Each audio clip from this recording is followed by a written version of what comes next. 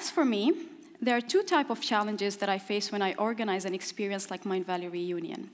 One is the challenge of crafting an unforgettable experience for our tribe while always raising the bar, to think and put all the details together in a way that everything runs smoothly.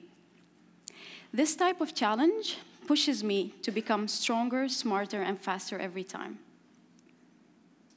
The other type of challenge is the one I face when I reach the immigration counter at the airport.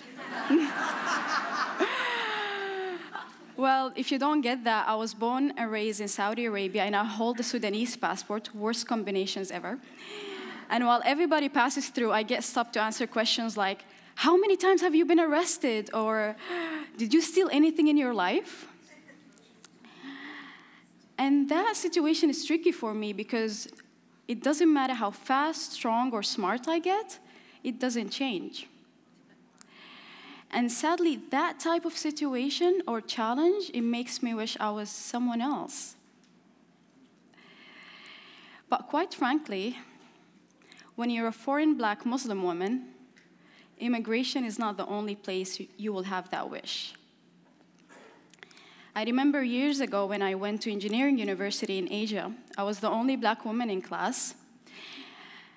And in my first days of class, I thought I was back to primary school because people would queue by the lecture hall, and when the doors opened, people would run, almost pushing each other, just to sit in front. And people would do that every single day because, you know, they were valued for how much the lecturer liked them and their grades and so on. One day, I happened to arrive early, so I just sat in front, not realizing that people didn't want to sit next to a black girl, so they left the entire row of front row seats empty and started filling the back of the room. And during the same period of time, I decided that I wanted to do something different, so I took martial art classes. Those classes were so intense, I would be exhausted and ready to go home after the warm-up. But those classes also really pushed my limits, so I stayed. And one day the instructor came to me and said something between the lines of, you know, you've been really having some progress, but I'm afraid there is a problem.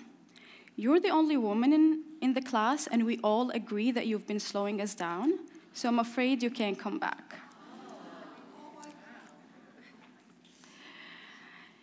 And for years and years and years, I had nothing but resentment for the person that I am. But as these situations continued to happen in different scenarios, I realized that I had two choices. One, continue feeling sorry for myself, or two, try to find a way to see the blessing in these experiences. And so I did. Now, every time I pass immigration, I make it a point to remind myself of the blessing of traveling the world, having friends all across the planet, and seeing the impact that we leave after every single trip. Now I know my university days gave me the blessing of seeing that diversity is beautiful. And what makes people different makes them so, so special.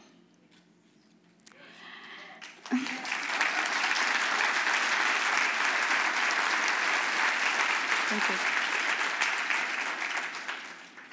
And these are just some of my stories, but I know that I'm not alone. Matter of fact, I believe every single person in this room today faced and know the feeling of rejection, not because of what you did, but because of who you are. But I honestly believe now that these experiences will continue to happen to us until we've learned to appreciate every single part of our uniqueness. Looking back now, I wouldn't change my experiences for the world. And finally, the answer is no. I don't get to experience the event like you do, but I damn sure get my dose of personal growth every single time. And the reason why the team and I are willing to put our heart and soul into every single detail is because this space and this community is our constant reminder that transformation into who we want to be starts with falling deeply in love with who we already are. Thank you.